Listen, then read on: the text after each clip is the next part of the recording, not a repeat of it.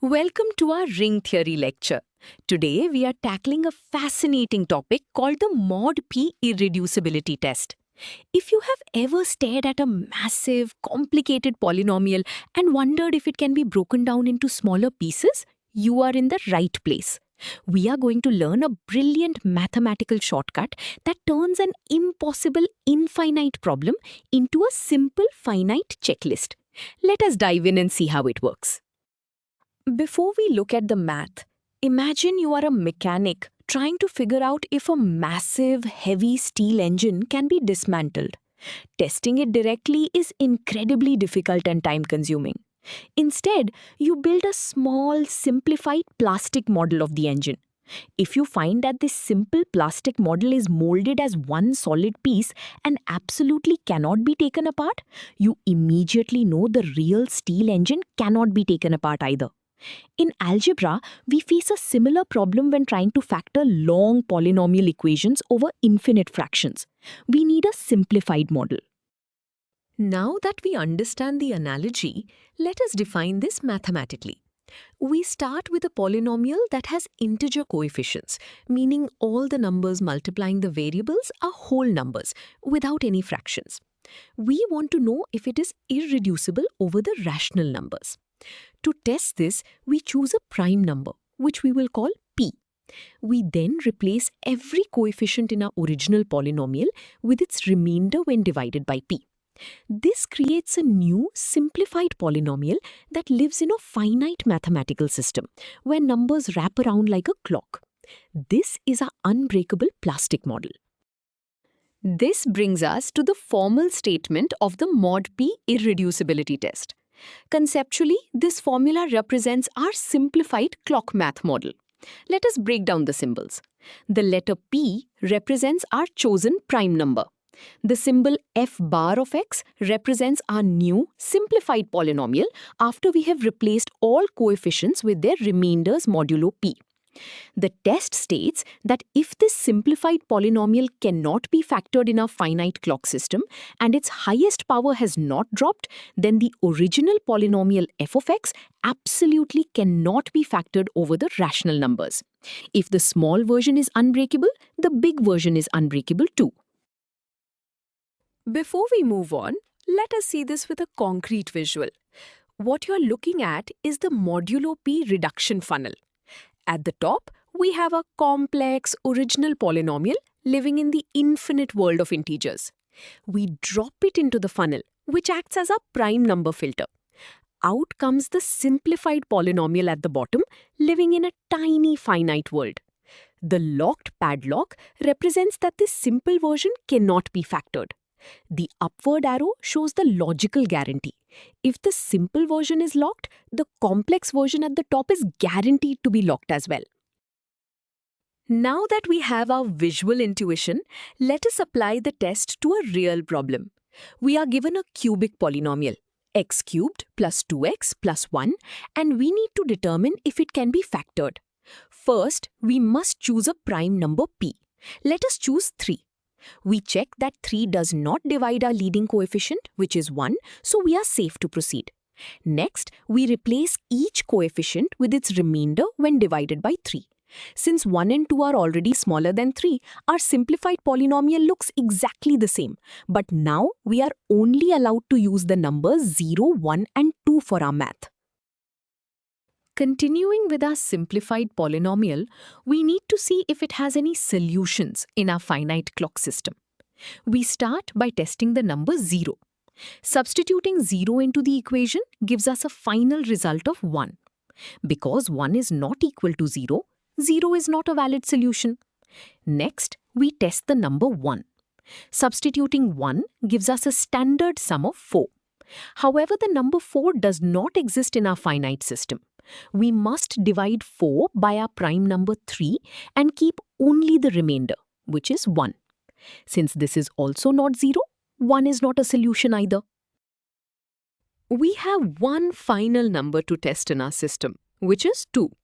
We substitute 2 into the polynomial, calculate the powers and multiplications, and get a standard sum of 13. Just like before, 13 is too large for our clock system. Dividing 13 by 3 leaves a remainder of 1. Once again, the final remainder is not 0. We have now tested every single possible number in our finite system, and none produced a 0. For a cubic polynomial, having no solutions guarantees it cannot be factored. Physically, this means our plastic model is unbreakable, so the original polynomial is permanently locked and irreducible. Let us look at a slightly more complex example to solidify our understanding. We are given a new polynomial with larger coefficients, starting with 21x cubed. We need to select a prime number to simplify it. The most important rule is that our chosen prime number must not divide the leading coefficient. If we choose 3, it would divide 21 perfectly, which would destroy the highest power of our polynomial. Therefore, we must choose a different prime. We will choose the prime number 2, which safely does not divide 21. Now, we will replace every coefficient with its remainder when divided by 2. Continuing our reduction, we divide each number by 2. 21 divided by 2 leaves a remainder of 1. Negative 3 divided by 2 also leaves a remainder of 1, because in clock math, going backwards by 3 is the exact same as going forwards by 1 on a clock with 2 hours. The number 2 divides perfectly by 2, leaving a remainder of 0, so the x term disappears entirely. Finally, 9 divided by 2 leaves a remainder of 1. This leaves us with a beautifully simple polynomial, x cubed plus x squared plus 1. Now we test our simplified polynomial. Our finite system for the prime number 2 only contains the numbers 0 and 1, making testing incredibly fast. We first substitute 0, which gives a result of 1. Since this is not 0, 0 is not a solution. Next, we substitute 1. Adding the ones together gives a standard sum of 3. We divide 3 by our clock size of 2, which leaves a remainder of 1. Neither input produced a 0. Because this cubic polynomial has no solutions in our finite system, it cannot be factored. The original complex polynomial is therefore irreducible over the rational numbers. Now that we have successfully used the test twice, we must prove why it works. In mathematics, we never accept a rule without understanding its foundation. We will prove this by using a technique called proof by contradiction. We start by assuming the exact opposite of what we want to prove. We assume the original polynomial can actually be factored.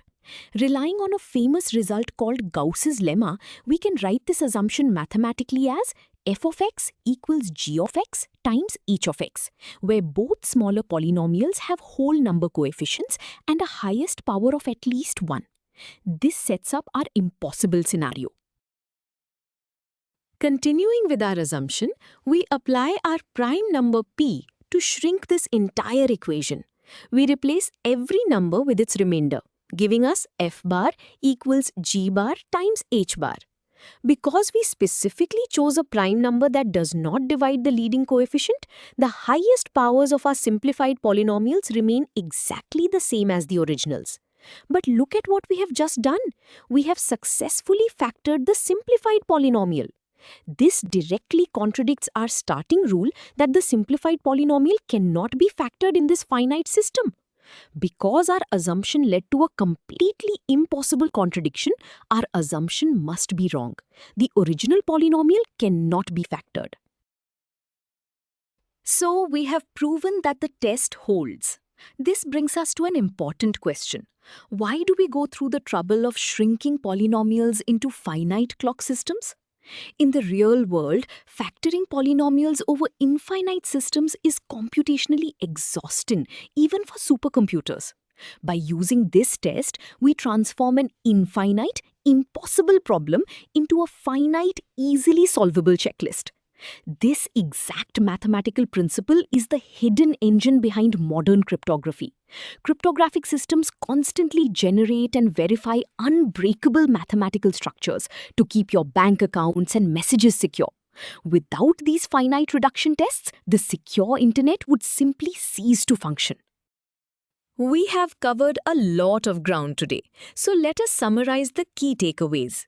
The modulo p irreducibility test is a powerful shortcut for proving that a polynomial cannot be factored over the rational numbers.